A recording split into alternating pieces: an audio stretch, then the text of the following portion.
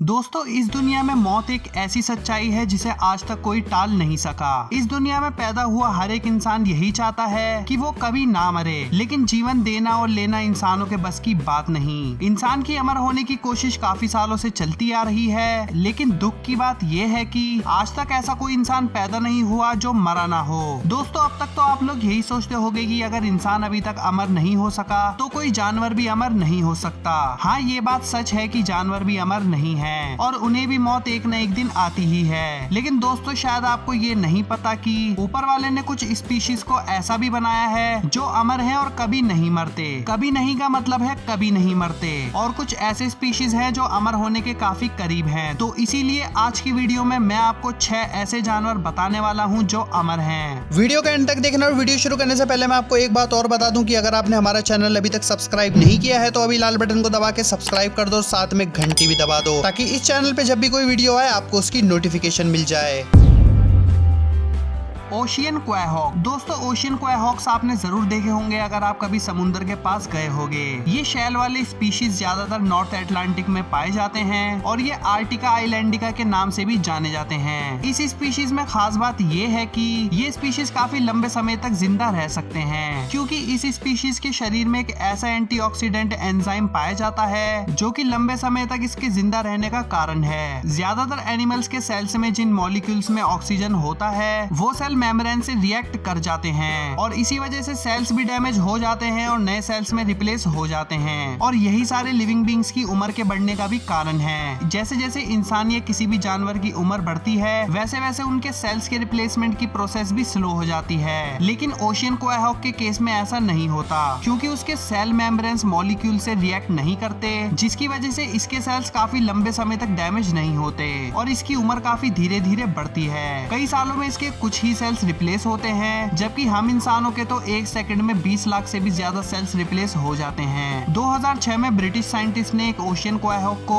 Iceland के coast से अपनी लेबोरेटरी में टेस्ट के लिए लेकर आए थे। सेल्स को खोलने पर वो ओशियन क्वाहॉक मर गया, जिसके बाद कार्बन डेटिंग टेक्निक की मदद से उस स्पीशीज की उम्र का पता लगाया गया और उसकी उम्र के बारे में जानकर सभी साइंटिस्ट के मानो दिमाग की बत्ती ही गुल हो गई, क्योंकि उसकी उम्र 507 साल की थी। ये बात उस समय काफी फेमस हो गई और कई अखबारों और ब्रिटिश न्यूज चैनल पर इसका जिक्र भी हुआ। हिस्टोलॉजिस्ट का ये कहना था कि ये ओशियन क्वाहॉक मिन डायनेस्टी के समय का था और ये सन 1400 कुछ में पैदा हुआ होगा। बाद में इस क्वाहॉक का नाम हाफरन दिया गया और आज इसे मिस्ट्री ऑफ द ओशियन के नाम से भी जाना जाता है। दुख की बात ये है कि साइंटिस्ट ये पता नहीं लगा पाए कि वो ओशियन क्वाहॉक असल में कितने सालों तक जिंदा रहने वाला था। लेकिन कुछ रिसर्चर्स का ये कहना था कि वो ओशियन क्वाहॉक अमर था और वो कभी नहीं मरता अगर साइंटिस्ट उसे डिस्टर्ब नहीं करते।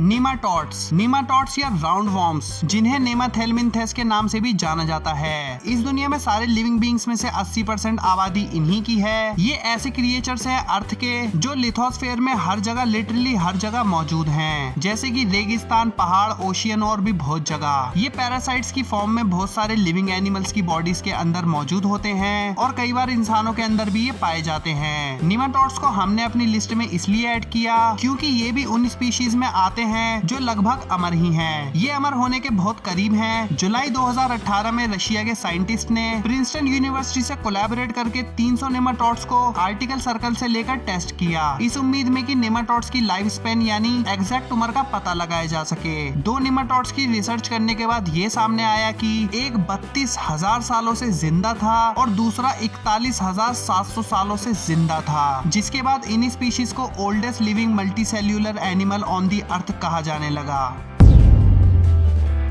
लॉबस्टर्स, जिन्हें हम अपनी लोकल भाषा में झींगा मछली कहते हैं। दोस्तों, क्या आपको पता है कई रिसर्च में साइंटिस्ट ने ये पाया कि लॉबस्टर्स उम्र के साथ ना बढ़ते हैं और ना ही अपनी फर्टिलिटी को खोते हैं और यहाँ तक कि वो कमजोर भी नहीं होते। ये जिस प्रोसेस से बढ़ते हैं उसे मोल्टिंग कहा जाता है। मोल्टिंग का मतलब ये है कि जब लॉबस्टर का शरीर बढ़ता है तब ये अपने हार्ड शेल को अपने शरीर से अलग नए शेल के निकलने से पहले कर देते हैं। लॉबस्टर में रीजनरेटिव नाम की एक प्रॉपर्टी होती है जिसकी मदद से वो अपने कटे लिम्स यानी उसके छोटे पैरों को फिर से उगा सकते हैं। इसका खून नीले रंग का होता है और साइंटिस्ट के अनुसार ये क्रिएचर अमर होते हैं। ये तब तक जिंदा रहते हैं जब तक इन्हें कोई मार न डाले। इनके अमर होने के पीछे एक टेलोमेरेज नाम के एंजाइम का भी हाथ है जो स्पेशली इनके शरीर में ही पाया जाता है। दोस्तों टेलोमेरेज का काम ये होता है कि क्रोमोसोम्स को रिपेयर करना, और टेलोमेरेज ज्यादातर लिविंग स्पीशीज जैसे इंसानों में सिर्फ बचपन के समय में ही होता है। जब वो बड़े होते हैं तो टेलोमेरेज खत्म हो जाता है, जिसकी वजह से इंसानों की लाइफ स्पैन कम होती है। लेकिन लॉबस्टर के केस में ऐसा नहीं होता और इनके शरीर में टेलोमेरेज हमेशा मौजूद होता है और यही चीज इनको अमर बनाए रखती है।